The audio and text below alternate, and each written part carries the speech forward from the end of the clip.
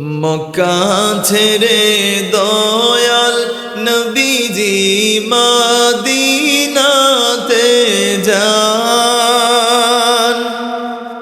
মক্কা ছেড়ে দয়াল নবীজি মদিনাতে যান।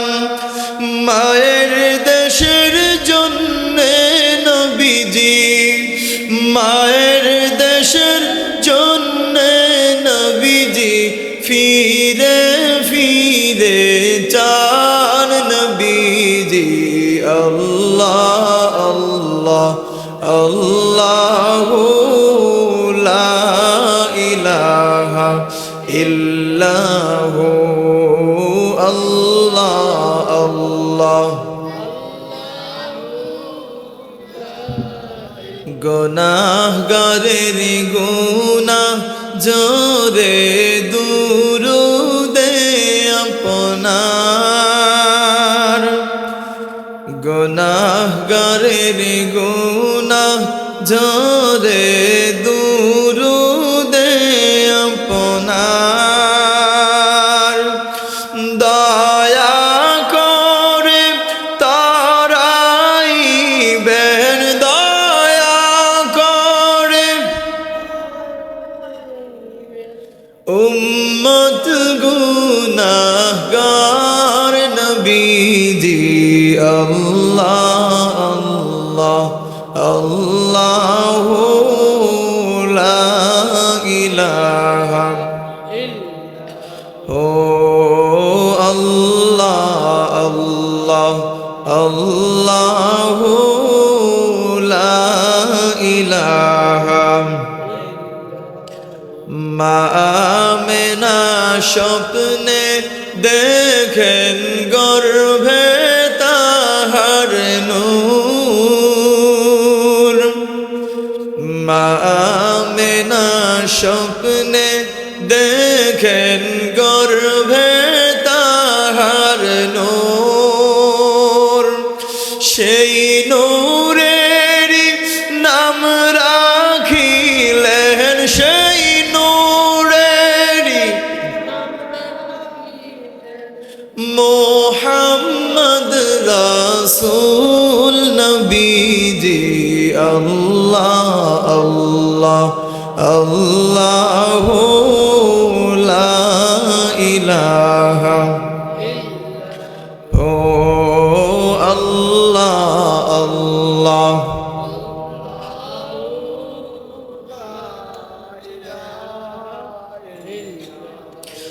মক্কা ছেড়ে দয়াল নবীজি মদিনাতে যান। মক্কা ছেড়ে দয়াল নবীজি মদিনাতে যান। মায়ের দেশের জন্যে নবীজি, মায়ের দেশের জন্যে নবীজি ফিরে ফিরে চান নবীজি। আল্লাহ আল্লাহ আল্লাহু লা ইলাহা ইল্লাহু আল্লাহ আল্লাহ। এবার শুনেন আমার ভাইয়েরা, আদর্শ নারীর দুইটা গুণ আছে। আদর্শ নারীর গুণ হচ্ছে দুইটা। এক নাম্বার গুণ হচ্ছে আদর্শ নারী সব সময় তার স্বামীর আনুগত্যশীল হয়।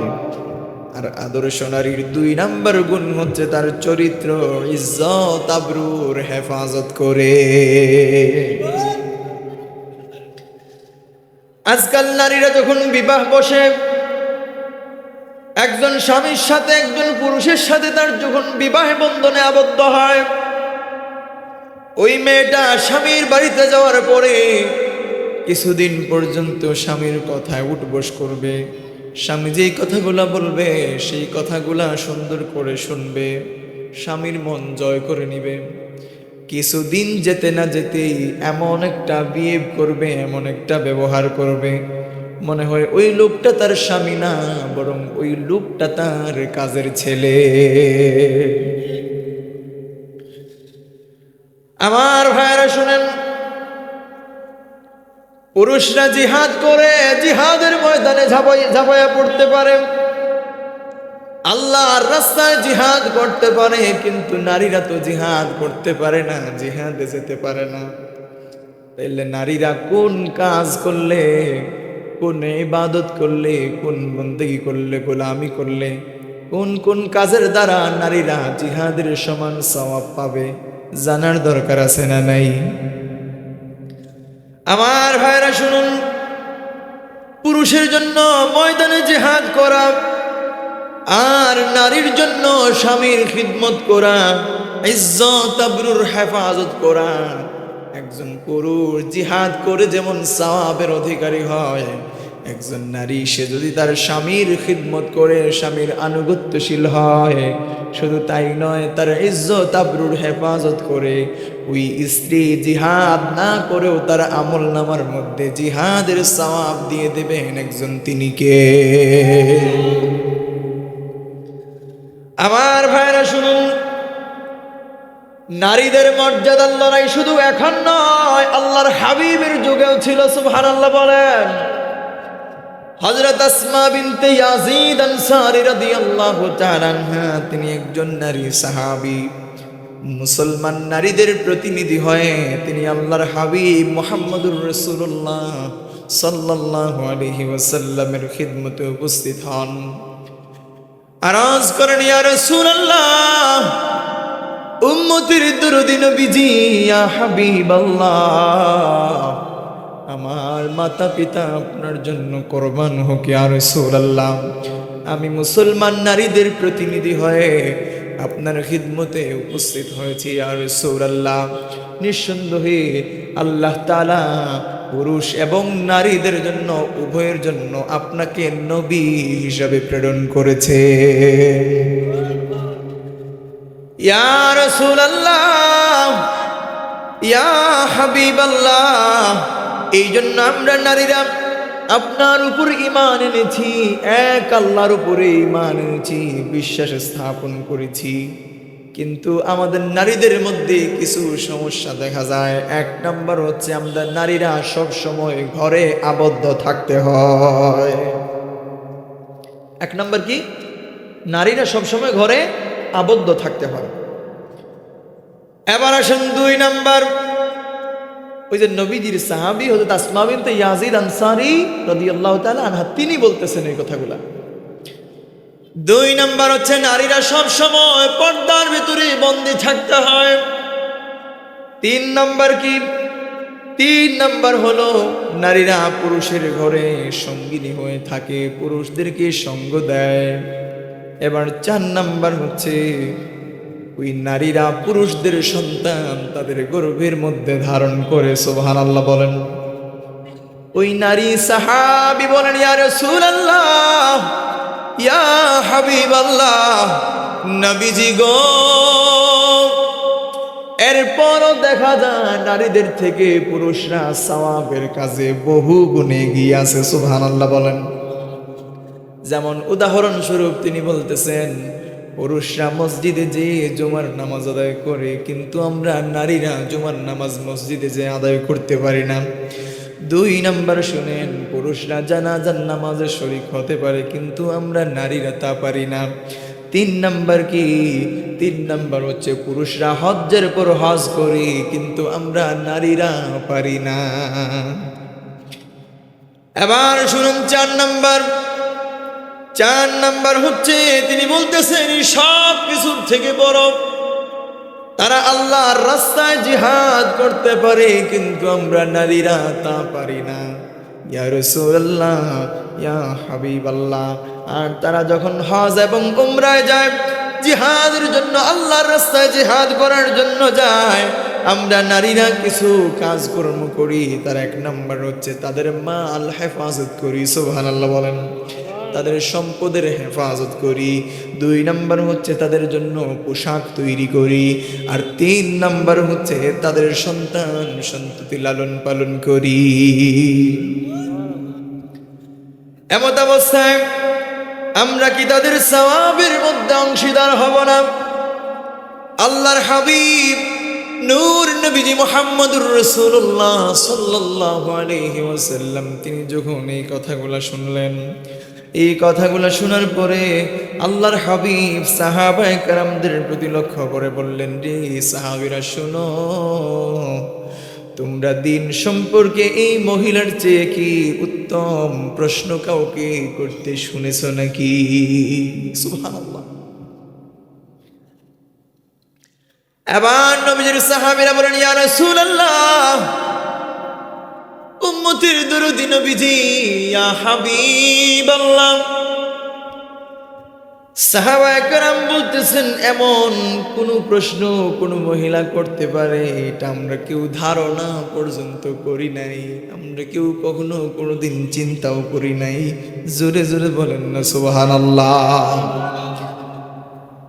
এরপর নবীজি মুহাম্মদুর রাসূলুল্লাহ সাল্লাল্লাহু আলাইহি ওয়াসাল্লাম আসমা রাদিয়াল্লাহু তাআলা আনহাকে লক্ষ্য করে বললেন, তুমি খুব মনোযোগের সাথে শোনো এবং বুঝে নাও, আর যে সকল নারীরা তোমাকে পাঠিয়েছে তাদেরকে সুন্দর করে তুমি বলে দাও যে নারীদের আপন স্বামীর সাথে উত্তম ব্যবহার করা, তার সন্তুষ্টি তালাশ করা এবং সে অনুযায়ী আমল করা ওই সব আমলের সওয়াবের সমান। আওয়াজ দিয়ে বলেন না সুবহানাল্লাহ। পুরুষরা এতগুলা কাজকর্ম করে তারপরও দেখেন আল্লাহ পাক নারীদেরকে কত মর্যাদা দিয়েছেন। এটা কি অনেক কষ্টের কাজ ভাই? স্বামীর খিদমত করা, নামাজ রোজা করা, পর্দা পশিদায় থাকা, ব্যাস আর কিচ্ছু লাগে না জান্নাতে যাওয়ার জন্য। সুবহানাল্লাহ বলবেন না? কিন্তু আমাদের নারীরা, আমাদের বোনেরা কি আজকে ওই কাজগুলা করতেছে? কিছু কিছু পরিবারে এমন হয় যে আপনার স্ত্রী সে প্রথম আপনার সাথে ভালো চলতেছে, ভালো ব্যবহার করছে, খুব ভালো আন্ডারস্ট্যান্ডিং স্বামী স্ত্রীর মধ্যে, কিন্তু হঠাৎ করে বেশ কিছুদিন যাওয়ার পরে দেখা যায় স্বামী স্ত্রীর মধ্যে একটা ফাটল সৃষ্টি হয়েছে। আচ্ছা বলেন তো ভাই, এই ফাটলটা সৃষ্টি করে কে? আর শয়তান ওয়াসওয়াসা দেয় কাকে? ওই মেয়ের পরিবার থেকে, ওই মেয়ের মা, মেয়ের ভাই, মেয়ের বোন, মেয়ের ভাবি, মেয়ের আত্মীয় স্বজন বিভিন্ন কুমন্ত্রণা দেয়, আশকারা দেয়, তুমি এইটা কইরো, সেইটা কইরো, এইভাবে চইল, সেইভাবে চইল, এই কাজ কইরো, এই কাজ কইরো, এইভাবে চইল না, সেইভাবে চইল না। এই ধরনের কথাবার্তা যখন বলে তখন একটা মেয়ের মাইন্ডটা পরিবর্তন হয়ে যায়। তখন দেখবেন আপনার স্ত্রী আর আপনার সাথে আগের মতো সদাচরণ করছে না, আপনার স্ত্রীর সাথে আগের মতো আর সম্পর্ক আপনার নাই। তার পিছনে দায়ী কারা? ভাই, সংসার করতে হলে সুখও থাকবে, দুঃখও থাকবে, সুখ দুঃখ মিলিয়েই তো জীবন। এখন আপনি যদি শুধু সুখের আশা করেন তাইলে তো চলবে না ভাই। কষ্টের পরে সুখ আছে না নাই?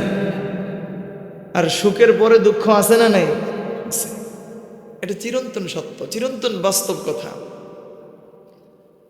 এখন পরিবার থেকে কুমন্ত্রণা দিয়ে একটা সংসার যে ডিসমিস করে দেয়া হলো, একটা সংসার নষ্ট করা হলো, কিছুদিন দেখবেন মোটামুটি 1 মাস, 2 মাস, 3 মাস, 4 মাস, 5 মাস পর্যন্ত ওই মেয়েকে নিয়ে ভাইয়ের বউ সুন্দর চলাফেরা করতেছে। আমার ননদিনী আসছে, স্বামীর বাড়ির থেকে চলে আসছে আমার ননদিনী, মহব্বত ভালোবাসার কোনো কমতি নেই।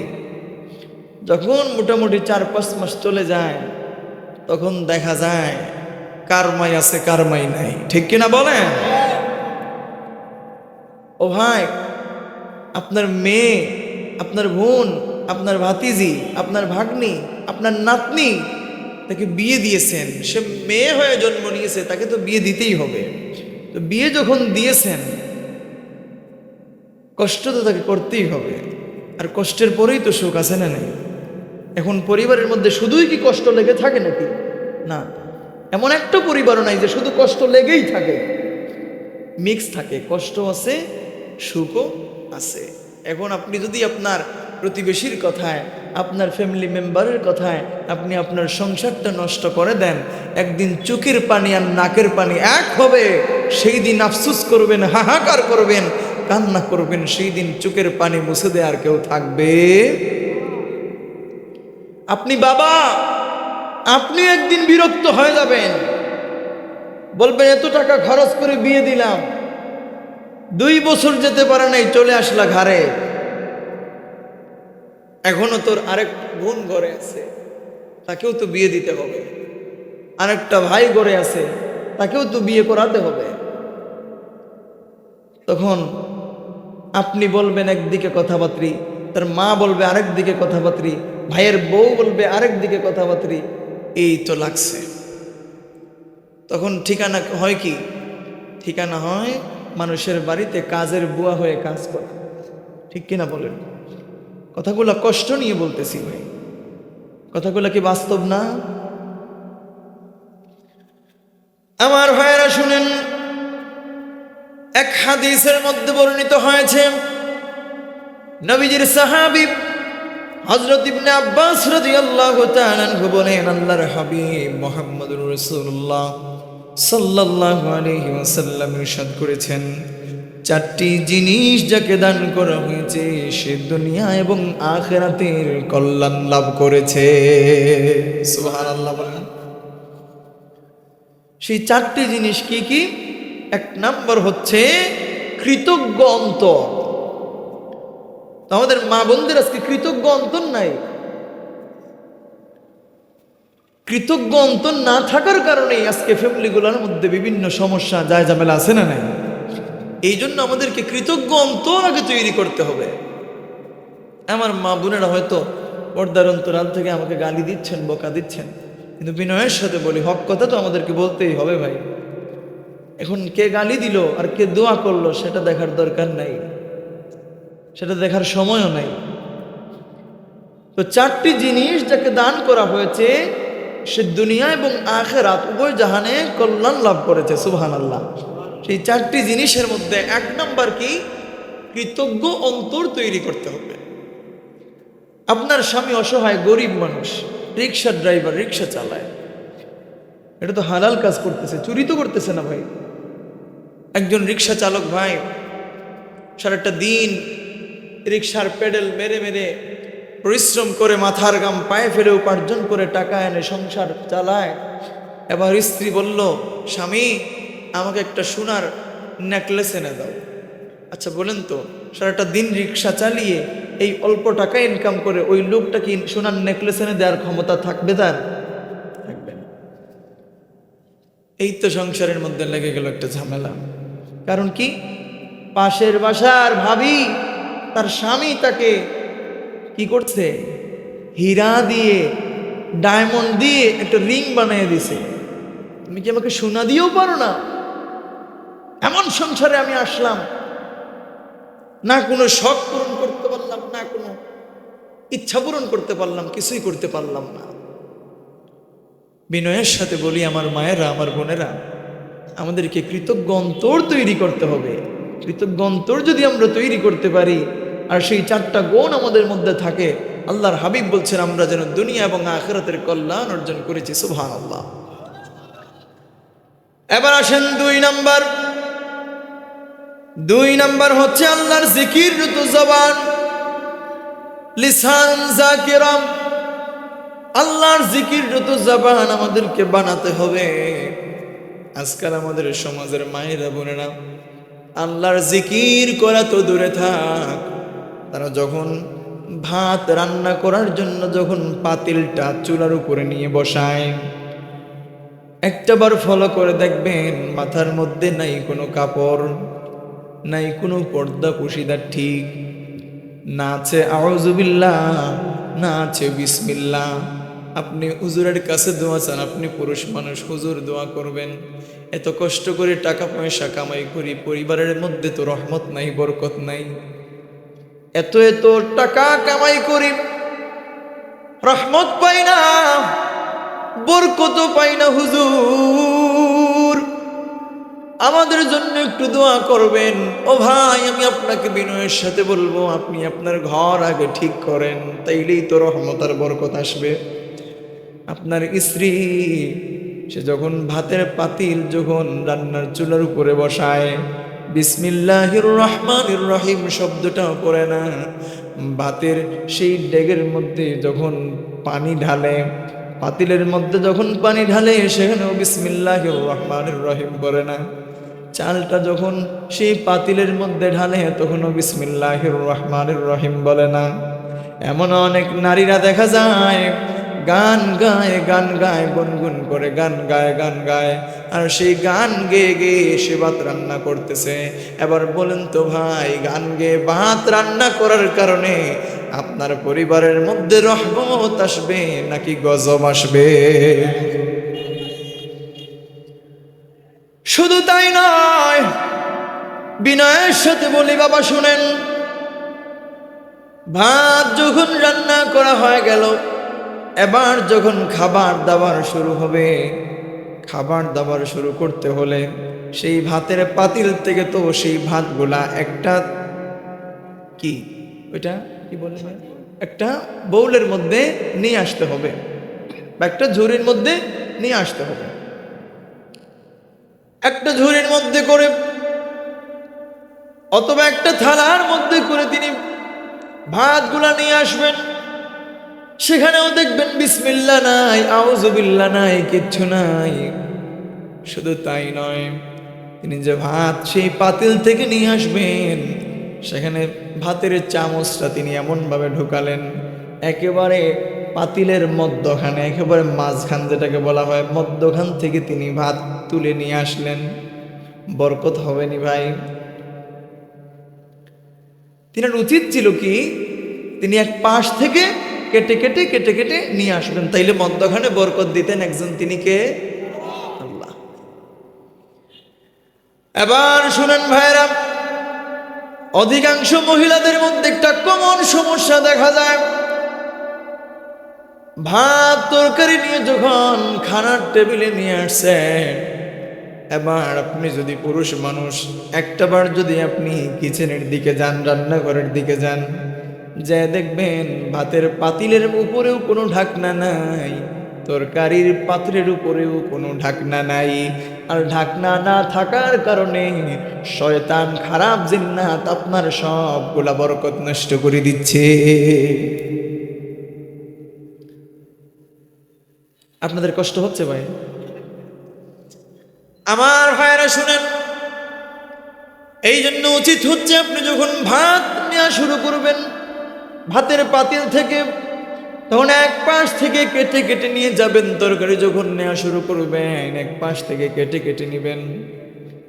এবার আসেন, আমাদের সমাজে বিবাহের অনুষ্ঠানগুলাতে, শিরনির অনুষ্ঠানগুলাতে বড় বড় ড্যাক দিয়ে রান্না করা হয়, কিন্তু দেখা যায় আপনি বলছেন বাবুর্চি সাহেবকে যে আমি 500 মানুষের খাবারের আইটেম করলাম, 500 মানুষের খাবারের আইটেম সেও করছে, সেই অনুযায়ী আপনি খরচটাও করছেন, সবগুলা ঠিকঠাক আছে, সে রান্নাও করছে, কিন্তু দেখা যায় সেখানে 300 মানুষ খেতে পারে নাই, খাবার শর্ট মেরে দিচ্ছে। আছে না নাই?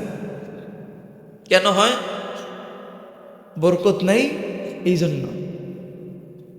এই জন্য বিনয়ের সাথে বলি বাবা, যখন বাবুর্চি সাহেব ওই ড্যাগ থেকে, ওই পাতিল থেকে যখন খানাগুলো উঠায়, তখন এই যে নিয়মের কথা বললাম, এই নিয়মটা চালু করে রাখবেন, এই নিয়মের কথা বলবেন, এটার তাগিদ দিবেন, দেখবেন বরকত দিবেন একজন, তিনি কে? আমার ভাইরা শুনেন, এবার আসেন, আমরা যখন ভাত খাওয়া শুরু করি, একদল মানুষ এমনও আছে যারা 3-4 ধরনের তরকারি একসাথে প্লেটের মধ্যে নেয়, নেয়ার পরে সবগুলা তরকারি দিয়ে ভাতগুলাকে একসাথে মিক্স করে দেয়। আছে না নাই? এটা কি নিয়ম? নিয়মটা কি? আপনি এক পাশ থেকে খাওয়া শুরু করবেন, তাইলে মধ্যখানে বরকত হবে, রহমত নাজিল হবে। সুবহানাল্লাহ বলেন। এবার শুনেন ভাইরা, আপনার সামনে একটা তরকারির বাটি আছে, সেই তরকারির বাটির মধ্যখানে বড় একটা লেগ পিস আছে, এখন আপনার উচিত কি, আপনি পাশ থেকে কেটে খাবেন নাকি ওই লেগ পিসটা আপনি আগে নিয়ে আসবেন? এক পাশ থেকে কেটে কেটে খাবেন, তাইলে মধ্যখানে বরকত নাজিল হবে, রহমত নাজিল হবে। কিন্তু আমাদের সমাজের মানুষগুলো কি ওই কাজ করে? করে না। কেন করে না? যে ওই লেগ পিসটা অনেক বড় সড়ো দেখা যাচ্ছে, চেস্টের পিসটা অনেক বড় সড়ো দেখা যাচ্ছে, তাইলে ওটাই দরকার আমার, এইটাই আগে নিয়ে আসি। নাউজুবিল্লাহ বলে, এটা করা যাবে না ভাই। এটা যার রিজিকে আছে, যার ভাগ্যে আছে, সে এটা পাবে, আফসোস করবেন না।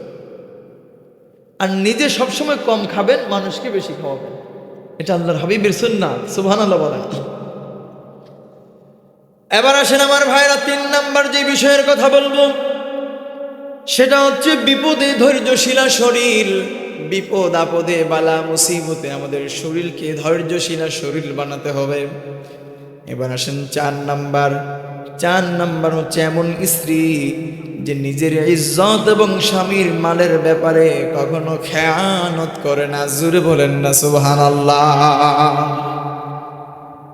আজকাল আমাদের সমাজের কিছু মেয়েরা স্বামীর বাড়ি থেকে টাকা পয়সা চুরি করে বাপের বাড়িতে দেয় কিনা, স্বামীর অজান্তে, স্বামীর অবর্তমানে বাপের বাড়িতে দেয় কিনা, এটা হালাল দিলেন না হারাম দিলেন? কথা কোন না ভাইরা, হালাল না হারাম? হারাম। আপনি যদি আপনার স্বামীকে বলেন, আমি যদি আমার সেই ভাইকে বলি, তিনার সাথে তো আমার কোনোদিন কোনো ধরনের কোনো পরিচয় নেই, তিনিও আমাকে চিনতেন না, আমিও চিনতাম না, আজকে আসলাম, আশায় চিনলাম। এখন যদি ভাইকে আমি বলি, ভাই আমার বাবা অসুস্থ, আমার মা অসুস্থ, আমার কিছু টাকার দরকার, ভাই আমাকে দিবেন কিনা? তাইলে স্বামী স্ত্রীর সম্পর্ক তো এমন না, আরো গভীর। তাইলে একজন স্ত্রী যদি স্বামীকে বলে, ও স্বামী আমার মা অসুস্থ, আমার বাবা অসুস্থ, অথবা আমাদের পরিবারের মধ্যে কিছু সমস্যা, আর্থিক সংকটের মধ্যে আছি, কিছু টাকা দাও না গো স্বামী, আপনার স্বামী দিতে বাধ্য হবে কিনা? কিন্তু মহিলারা ওই কাজটা না করে বাইপাসে কাজটা সেরে নেয়। এই যে বাইপাসে কামটা করলেন, এটা হালাল না হারাম করলেন? হারাম। ফায়দা হলো না লস? লস। এটা বুঝতে রাজি না। আমার সম্মানিত ভাইরা শুনেন, হযরত আবু হুরায়রা রাদিয়াল্লাহু তাআলা আনহু বলেন, আল্লাহর হাবিব নবী কুল সম্রাট নূর নবী নবীজি আমার মুহাম্মদুর রাসূলুল্লাহ সাল্লাল্লাহু আলাইহি ওয়াসাল্লামকে জিজ্ঞাসা করা হলো, ইয়া রাসূলুল্লাহ, ইয়া হাবিবাল্লাহ, কোন নারী উত্তম? আল্লাহর হাবিব মুহাম্মদুর রাসূলুল্লাহ সাল্লাল্লাহু আলাইহি ওয়াসাল্লাম তিনি জবাব দিলেন, তিনি বললেন, যখন স্বামী তার দিকে তাকায় আর সে আনন্দ দেয়, এবং যখন তাকে কোনো কাজের আদেশ দেয় সে তা যথাযথ। সুবহানাল্লাহ বলেন।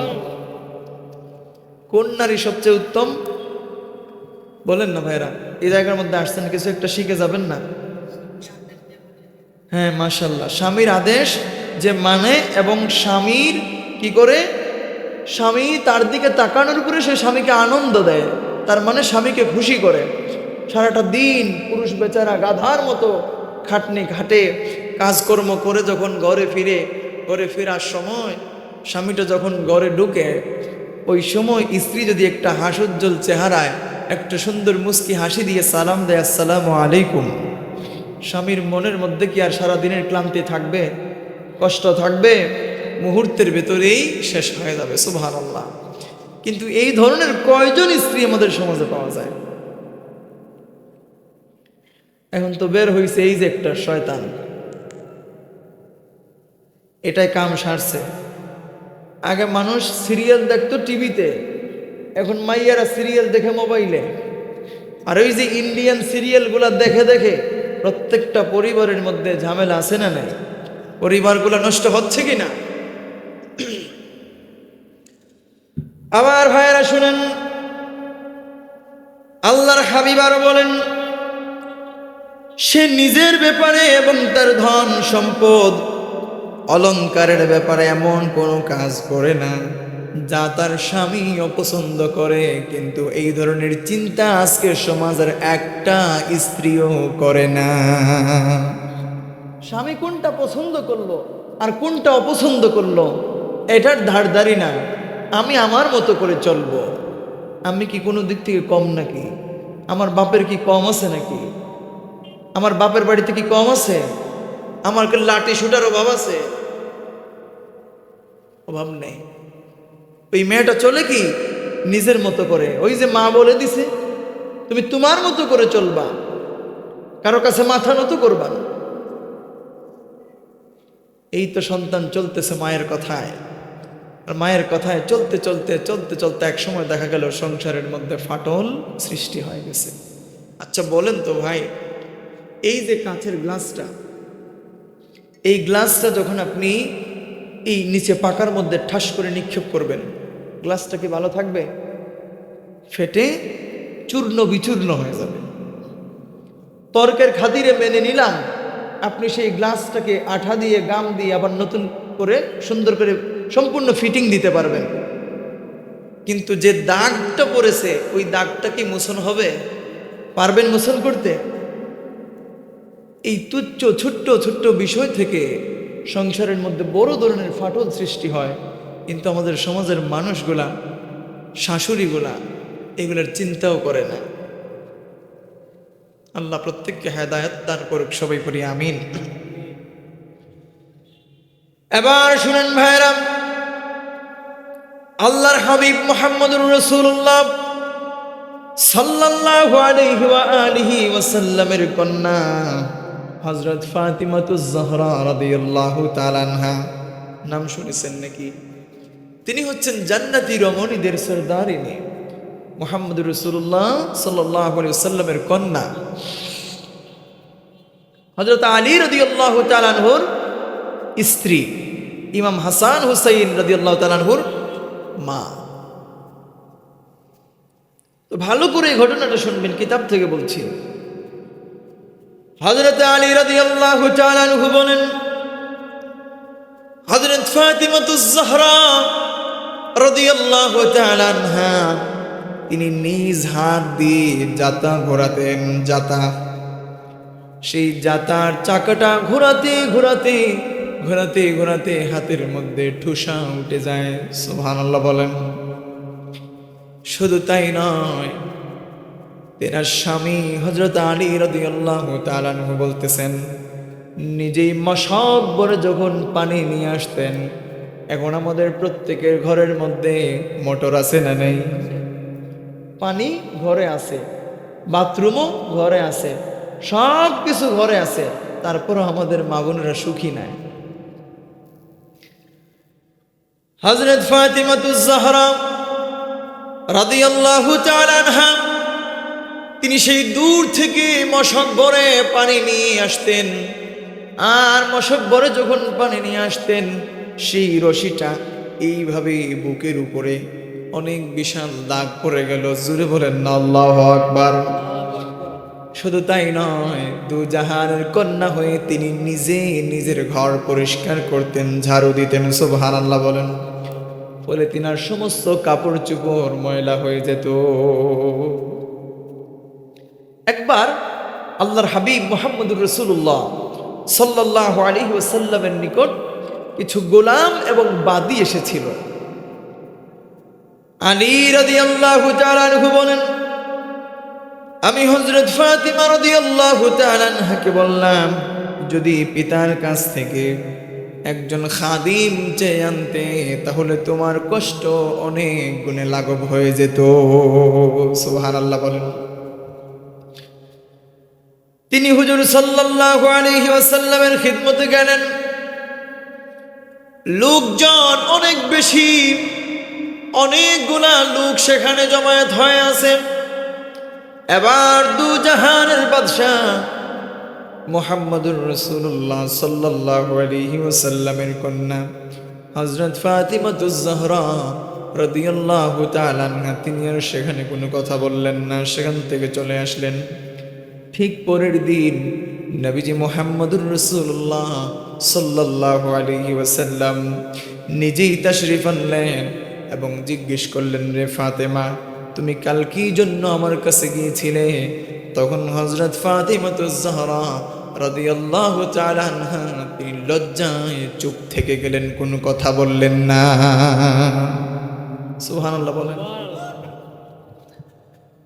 এবার হযরত আলী রাদিয়াল্লাহু তাআলা আনহু বলেন, ইয়া রাসূলুল্লাহ, ইয়া হাবিবাল্লাহ, নবীজি আমার জাতা ঘোরানোর কারণে ফাতিমার হাতের মধ্যে ঠোসা উঠে গেছে, দাগ পড়ে গেছে, আর পানি ভর্তি মশক বরে আনার কারণে তার বুকের মধ্যে রশির দাগ পড়ে গিয়েছে। ইয়া রাসূলুল্লাহ, ঝাড়ু দেওয়ার কারণে সমস্ত কাপড় চোপড় ময়লা হয়ে থাকে। গতকাল আপনার নিকট কিছু গোলাম এবং বাদী এসেছিল, সেই জন্য আমি নিজেই তাকে বলেছিলাম, রে ফাতেমা, যাও যাও নবীজির দরবারে যে সেখান থেকে একজন গোলাম বা বাদী নিয়ে এসো। এবার আল্লাহর হাবিব নবী কুল সম্রাট নূর নবীজি মুহাম্মদুর রাসূলুল্লাহ সাল্লাল্লাহু আলাইহি ওয়া আলিহি ওয়াসাল্লাম তিনি বললেন, ইত্তাকিল্লাহ ইয়া ফাতিমা, জোরে বলেন সুবহানাল্লাহ, ওয়া আদ্দি ফরিদাত রাব্বিকি ওয়া'মালি আমালা আহলিক, জোরে জোরে বলেন সুবহানাল্লাহ। আল্লাহর হাবিব ডেকে বলেন, রে ফাতেমা, ইত্তাকিল্লাহ, তুমি তোমার রব তোমার আল্লাহকে ভয় করো। শুধু তাই না, ওয়া আদ্দি ফরিদাত রাব্বিকি ওয়া'মালি আমালা আহলিক, তোমার প্রভুর ফরজ আদায় করো আর তোমার ঘরের কাজ কর্মসমূহ সম্পাদন করতে থাকো। আর যখন ঘুমানোর সময় শয়ন করতে যাবা, তখন তুমি তাসবিহে ফাতেমি 33 বার সুবহানাল্লাহ, 33 বার আল্লাহু আলহামদুলিল্লাহ আর 34 বার আল্লাহু আকবার, এই তাসবিহ পাঠ করে করে তুমি ঘুমিয়ে পড়ো। আল্লাহর হাবিব মুহাম্মদুর রাসূলুল্লাহ সাল্লাল্লাহু আলাইহি ওয়াসাল্লাম বলেন, রে ফাতেমা, এটা তোমার জন্য খাদেম অপেক্ষা উত্তম আমল।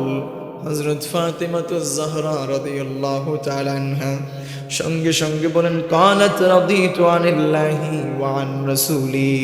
হযরত ফাতিমাতুজ জাহরা রাদিয়াল্লাহু তাআলা আনহা বলেন, আমি আল্লাহ এবং তার রাসূলের ফয়সালার উপরে পরিপূর্ণ সন্তুষ্ট আছি। আচ্ছা ভাই, আপনি আমি যদি হতাম তাইলে কি করতাম? গোলাম অথবা বাদী দিতাম না? কাজের বুয়া দিতাম না? দিয়ে দিতাম। আমার মেয়ের এত কষ্ট হতো, মেয়ের জামাইও বলতেছে, তাহলে তোর অসুবিধা নেই, একটা কাজের বুয়া দিয়ে দিই, তাইলে আমার মেয়ে রিল্যাক্স মোডে চলতে পারবে, থাকতে পারবে। হযরত ফাতিমাতুজ জাহরা রাদিয়াল্লাহু তাআলা আনহা তিনি জান্নাতি রমণীদের সরদারিনী, দু জাহানের বাদশা, নবী কুল সম্রাট নূর নবী মুহাম্মদুর রাসূলুল্লাহ সাল্লাল্লাহু আলাইহি ওয়াসাল্লামের কন্যা হয়েও যদি নিজ হাতে পরিবারের সমস্ত কাজকর্ম সম্পাদন করতে পারেন, তাইলে আপনি, আমি, ও মা, ও বোন, আপনি কেন পারবেন না আপনার স্বামীর খিদমত করতে, আপনার স্বামীর সংসারের সম্পূর্ণ কাজকর্ম নিজে করতে? আজকে কাজ নিয়ে বউ শাশুড়ির যুদ্ধ হয়। শাশুড়ি যদি একটু যুবক হয়, ইয়ং হয়, তাইলে ছেলের বউ কি বলে, সারাটা দিন ওই লোকটা, ছেলেটা পরিশ্রম করে বাহির থেকে আসছে, আসার পরেই স্ত্রী কানে শুরু করে দিল গুনগুন গুনগুন শাকুরা, কথা বুঝছেন? ফিস ফিস করে ইচ্ছা মতো মায়ের বিরুদ্ধে এতখানি, আর ভাইয়ের বিরুদ্ধে এতখানি, আপনার বোনের বিরুদ্ধে এতখানি, বাবার বিরুদ্ধে এতখানি, আপনার ভাইয়ের বউয়ের বিরুদ্ধে এতখানি, আছে না? এই যে গুনগুন গুনগুন বলে আপনি বদনাম করলেন, ওই ছেলেটা তো সারাটা দিন পরিশ্রম করে আসছে, গাধার মতো খাটনি খেটে আসছে। এই কথাটা তো আপনি নিজের ভেতরে চাপা রাখলেও তো পারতেন, কিন্তু চাপা রাখেন নাই, বলে দিছেন।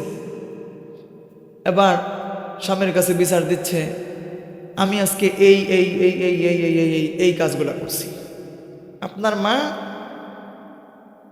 এই এই কাজগুলো করছে, তাহলে কাজটা কে করছে?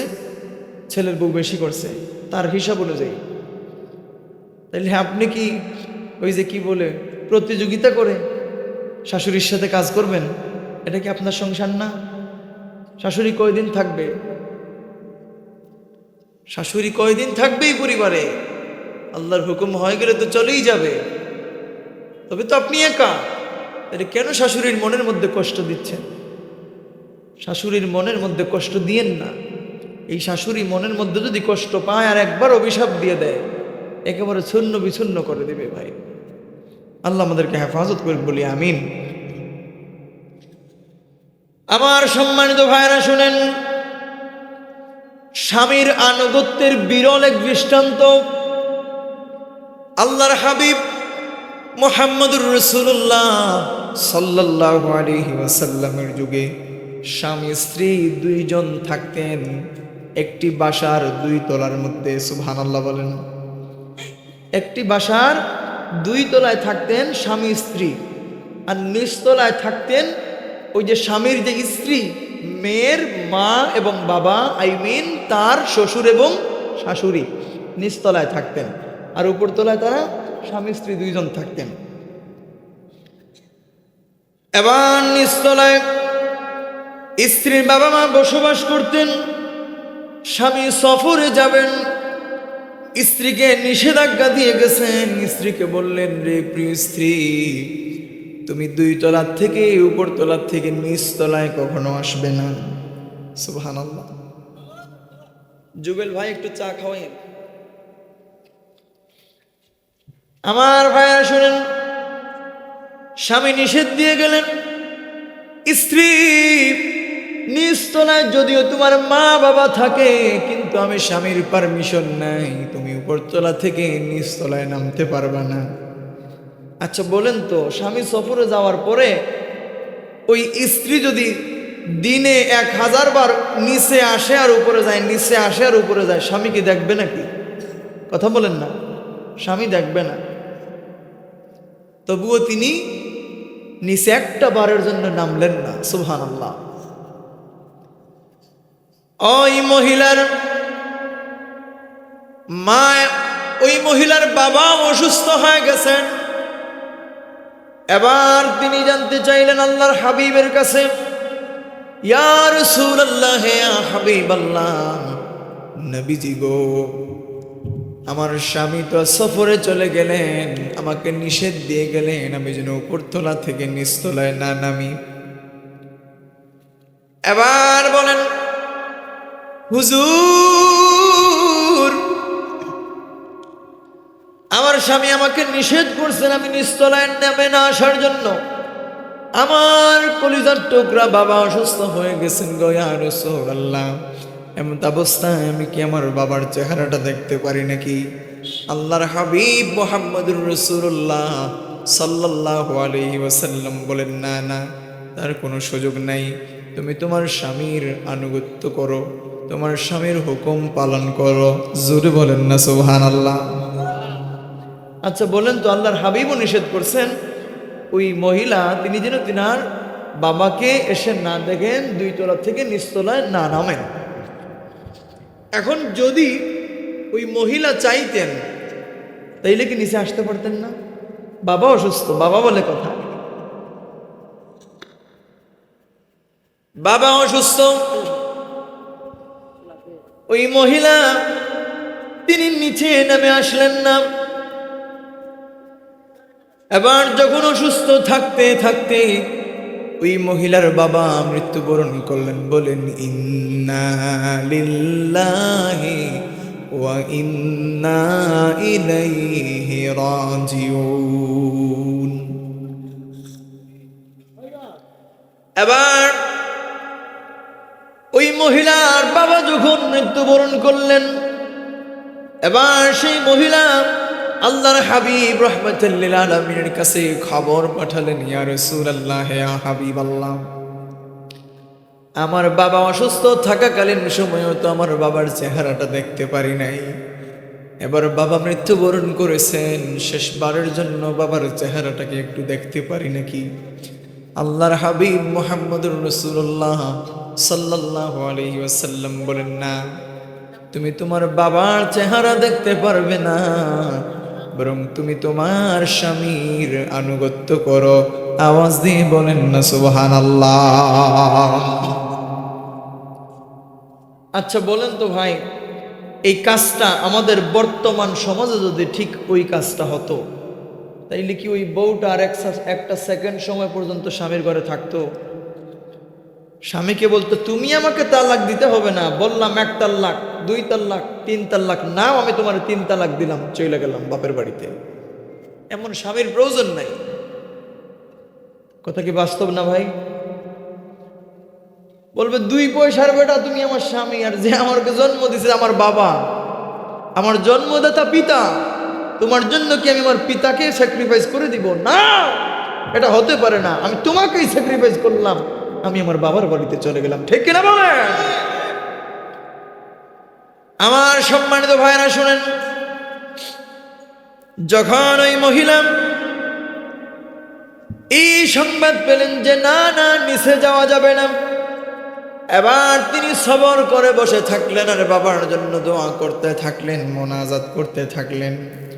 তার বাবার জানাজা পড়িয়ে যখন দাফন করা হয়, সেই মহিলা সাহাবীর মনের মধ্যে কত কষ্ট, কত ব্যথা, স্বামীর জন্য, স্বামীর হুকুমের জন্য, স্বামীর আদেশের জন্য। জনম দুঃখিনী বাবা, জন্মদাতা পিতার চেহারাটা পর্যন্ত দেখতে পারি নাই, এমন ব্যথা নিয়ে বসে আছেন।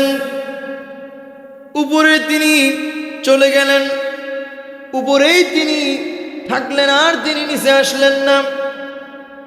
নিচে নেমে বাবার চেহারা পর্যন্ত দেখতে পারলেন না। আল্লাহর হাবিব মুহাম্মদুর রাসূলুল্লাহ সাল্লাল্লাহু আলাইহি ওয়াসাল্লাম ওই মহিলাকে সুসংবাদ দিলেন, সুসংবাদ প্রদান করলেন, তুমি তোমার স্বামীর আনুগত্য করার কারণে আল্লাহ তাআলা তোমার বাবার জীবনের সমস্ত গুনাহগুলো মাফ করে দিয়েছে। ও ভাইরা, বন্ধুরা, আমার বাবারা শোনেন, মেয়েদেরকে যখন বিবাহ দিয়ে দেন, স্বামীর বাড়িতে যখন মেয়ে থাকে, দুঃখ কষ্ট তো সামান্য পাবেই। যখন দুঃখের কথা আপনার সাথে শেয়ার করে, কষ্টের কথা শেয়ার করে, এখানে যুবক ভাইরা যারা আছেন, আপনাদের বোনকে অনেক জায়গায় বিয়ে দিছেন, বোন ফোন দিয়ে দিয়ে বলে, ভাই এমন এমন কষ্টের মধ্যে আছি, বোনকে সান্ত্বনা দিবেন, বলবেন বোন কষ্ট করে সংসার করো, সংসার তুমি ছেড়ে চলে যেও না। সংসার ছেড়ে যদি তুমি চলে যাও, তোমার স্বামীর মনটা তোমার উপরে নারাজ হয়ে যাবে।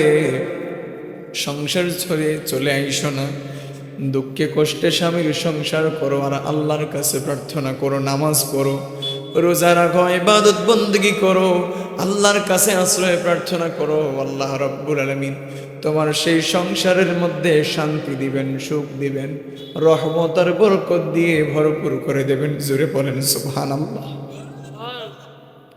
আজ কয়জন বাবা পাওয়া যায়? এই ধরনের বাবা পাওয়া যায় না ভাই। সবাই চায় সংসারটা নষ্ট করতে, কেউ চায় না একটু আদরের কারণে, একটু ভালোবাসার কারণে এমন এমন কুমন্ত্রণা দিবে, সেই কুমন্ত্রণার কারণে সংসারটা একেবারে চুরমার হয়ে যাচ্ছে, সংসারটা ধ্বংস হয়ে যাচ্ছে। একটাবার মানুষ সন্তানের দিকেও তাকায় না। এমন অনেক মা আছে, সন্তান রেখে পরপুরুষের সাথে পরকিয়া করে চলে যায়, আছে না? একটাবার কি দুঃখ হয় না? আমি বিনয়ের সাথে, আপনারা বাবা যারা আছেন এখানে, ভাই যারা আছেন, আপনাদের বোন যাদের আছে এখানে, যারা বাবা আছেন, মেয়ের বাবারা, আপনাদেরকে বলবো, বিনয়ের সাথে বলি, বাবা সন্তানের সংসারটা নষ্ট কইরেন না। স্বামীর ঘরে দুঃখ থাকবে, কষ্ট থাকবে, সুখ থাকবে, শান্তি থাকবে, অশান্তিও থাকবে, সবকিছুর সংমিশ্রণে সংসার করতে হবে। সবকিছুর সংমিশ্রণে যে সংসার মেনটেন করে নিতে পারে সেই তো হচ্ছে প্রকৃত নারী। আর সে কি কখনো প্রকৃত নারী হতে পারে যে পরিবারের মানুষের কথায়, অমুকের কথায় আর তমুকের কথায় সংসার ছেড়ে চলে যায়? সে কখনো প্রকৃত নারী হতে পারে না। আমার ভাইরা শুনেন, আল্লাহ রাব্বুল আলামিন পবিত্র কোরআন আল কারীমের মধ্যে ইরশাদ করেছেন, ফাসসালিহাতু কানিতাতুন, নেককার মহিলারা হন স্বামীর আনুগত্য। সুবহানাল্লাহ। নেককার মহিলারা স্বামীর আনুগত্যশীল হয়। এখন এখানে কি এমন একজন স্বামী আছেন, যদি থেকে থাকেন ভাই হাত তোলা দিবেন, আমি আপনাকে একটু দেখতে চাই। এমন কি একজন স্বামী এখানে আছেন যে স্বামী চান তার স্ত্রী বেপর্দা হয়ে তার শরীরের অঙ্গ প্রত্যঙ্গগুলা পরপুরুষকে দেখাক? এমন একটা পুরুষ এখানে কি আছেন? থাকলে হাত তোলা দেন। চাইবেন? কেউ চাইবেন না।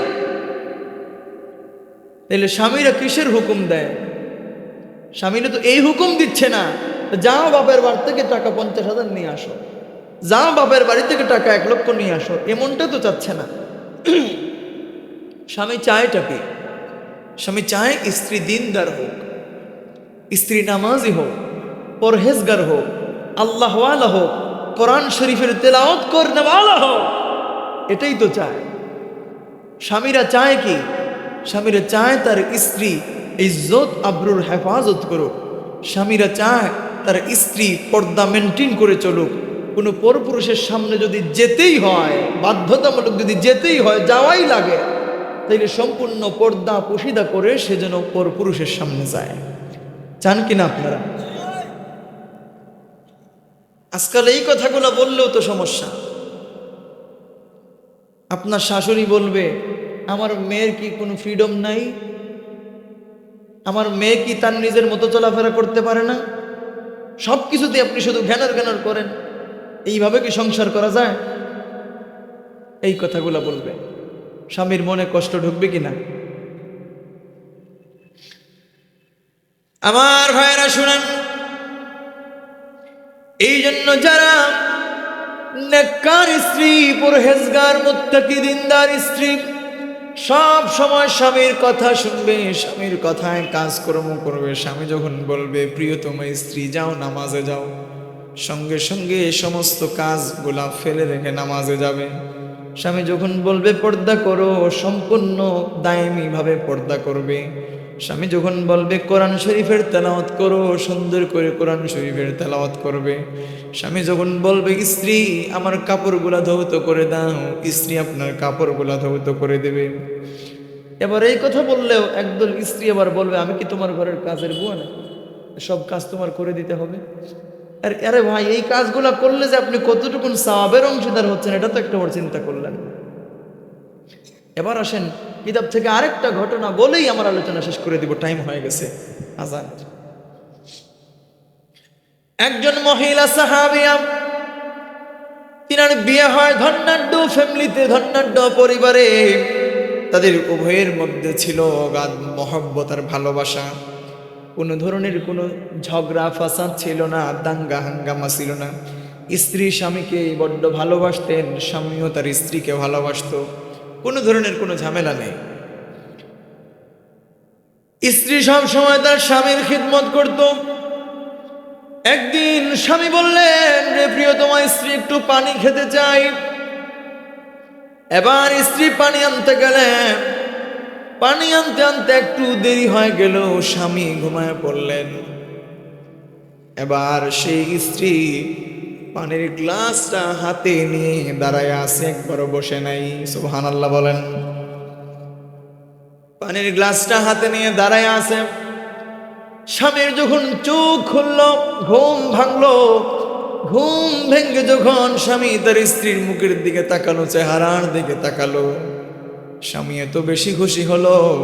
স্বামী তার স্ত্রীকে বলে, প্রিয়তমা স্ত্রী, আজ আমি তোমার উপরে এতটাই খুশি হয়েছি যে তুমি আজকে আমার কাছে যা চাইবে আমি মুহূর্তের ভেতরেই তোমাকে তা দিয়ে দেব। এবার স্ত্রী বলে, প্রাণের স্বামী, আপনার কথা যদি সত্য হয় তাইলে আমি আপনার কাছে একটা জিনিস চাইবো। সেই জিনিসটা স্বামী জিজ্ঞেস করলেন, জিনিসটা কি? এবার স্ত্রী বলতেছেন, প্রাণের স্বামী, আপনি যদি আমাকে দিবেন ওয়াদা করছেন, তাহলে শুনেন, সেই জিনিসটা হলো আপনি আমাকে এই মুহূর্তে তালাক দেন। আল্লাহু আকবার বলেন। কি করেন? খুশি হলে কেউ কি এই কথা বলে, না কষ্ট পেলে বলে? এবার বললেন, স্বামী আপনি আমাকে তালাক দিয়ে দেন। স্বামীর মাথায় যেন আসমান ভেঙে পড়লো। স্বামী আকস্মিক ভাবে স্ত্রীর চেহারার দিকে তাকায় আছে আর চিন্তা করে, আমি কি আমার স্ত্রীকে এমন কোনো কষ্ট দিয়েছি নাকি? এবার স্ত্রীকে জিজ্ঞেস করে, স্বামী ওই স্ত্রী, তোমাকে আমি কি কষ্ট দিয়েছি নাকি? কথায় কষ্ট দিয়েছি নাকি? কাজে কষ্ট দিয়েছি নাকি? কোন দিক থেকে তুমি কষ্ট পেয়েছো আমাকে বলো, আমি সংশোধন করে নিব। এবার তিনি বললেন, না, আমি কোনো দিক থেকে কষ্টের সম্মুখীন হই নাই। আমি বলছি, আপনি আমার সাথে ওয়াদা করছেন আমি আপনার কাছে যা চাইবো আপনি তা দিয়ে দিবেন, তাইলে আমাকে এত কোয়েকশন করেন কেন, এত প্রশ্ন করেন কেন? আপনি আমাকে তালাক দেন। স্বামী তো কোনোভাবেই তালাক দিতে চায় না। এবার স্বামী বলল, তাইলে ঠিক আছে, চলো আমরা মুহাম্মদুর রাসূলুল্লাহ সাল্লাল্লাহু আলাইহি ওয়াসাল্লামের দরবারে যাই। আল্লাহর হাবিব যেই ফয়সালা দিবেন সেই ফয়সালার উপরে আমি 100% সন্তুষ্ট থাকব। জোরে জোরে বলেন না সুবহানাল্লাহ। আমার ভাইরা শুনেন, এখন দুইজনে মিলে রওনা হয়ে গেলেন। আল্লাহর হাবিবের খিদমতে যাবেন, আল্লাহর হাবিবের দরবারে। পথিমধ্যে সেই স্বামী হুঁচটকে পড়ে তিনার পাটা কেটে গেল, রক্তাক্ত হয়ে গেল, রক্ত ঝরতেছে। সঙ্গে সঙ্গে সেই নারী সাহাবী তিনি কি করলেন, তিনার ওড়না ছিঁড়ে সুন্দর করে ওই পাটা বাদ দিয়ে দিলেন। সুবহানাল্লাহ বলেন। এবার স্বামীকে বলেন, ও স্বামী,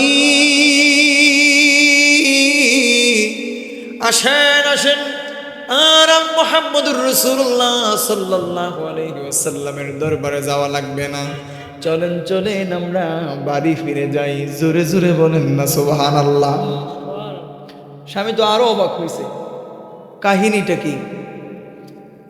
এবার যখন বাড়িতে ফিরলেন, বাড়িতে ফেরার পরে সেই স্ত্রীকে জিজ্ঞেস করলেন, প্রিয়তমা স্ত্রী, বলো তো দেখি ঘটনাটা কি, কাহিনীটা কি, তোমার মাথার মধ্যে কি এমন আছে আমাকে একটু খুলে বলো। এবার সেই স্ত্রী বলে, ও প্রাণের স্বামী, আজকে তো দিন পর্যন্ত আপনার ঘরে আমি সংসার করি, আপনার সাথে সংসার করি, একটা দিনও কোনো আপদ বিপদ বালা মুসিবত আপনার পরিবারে আসে নাই। আর আপদ বিপদ বালা মুসিবত না আসার কারণে আমি 100% বিশ্বাস করেছি যে আল্লাহ পাক আপনাকে পছন্দ করেন না, এই জন্য আপদ বিপদ আর বালা মুসিবত আপনাকে দেন না। স্বামী, আমি এই কথা চিন্তা করে বলছি আমাকে তালাক দিয়ে দেওয়ার জন্য, কারণ যে স্বামীর সারাটা দিন খিদমত করি, স্বামীর সংসারে কাজ করি, স্বামীর হুকুম মান্য করি, সেই স্বামীকে যদি আল্লাহ ভালো না বাসেন তাইলে তার খিদমত করে কোনো দরকার নাই, খিদমতের কোনো প্রয়োজন নাই, বরং আমি তার সংসার থেকে আমি চলে যাই। এবার যখন আমরা দ্বীনি ইলম শিক্ষা করার জন্য আল্লাহর হাবিবের দরবারে রওনা হলাম, তো ইলম অর্জনের উদ্দেশ্যেই তো রওনা হয়েছি, তো প্রতিমধ্যে একটা বিপদ হইল। আপনি পড়ছেন হুজুরকে পা কাটছে, এটা তো বিপদ। আর এই যে বিপদ ঘটছে, নিঃসন্দেহে আল্লাহ আপনাকে ভালোবাসেন, এই জন্য আপনাকে বিপদের সম্মুখীন করছেন। আর আমি তখনই বুঝলাম যে আমার স্বামীকে আল্লাহ ভালোবাসেন, এই জন্য আমিও তাকে ভালোবাসা শুরু করলাম। জোরে বলেন না সুবহানাল্লাহ। সম্মানিত হাজিরিন, আমরা যা কিছু আলোচনা করলাম, আল্লাহ রাব্বুল আলামিন আমাদেরকে প্রত্যেককে যেন আমল করার তৌফিক ভিক্ষা দান করেন। সকলে পড়ি আমিন। ওয়া আখিরু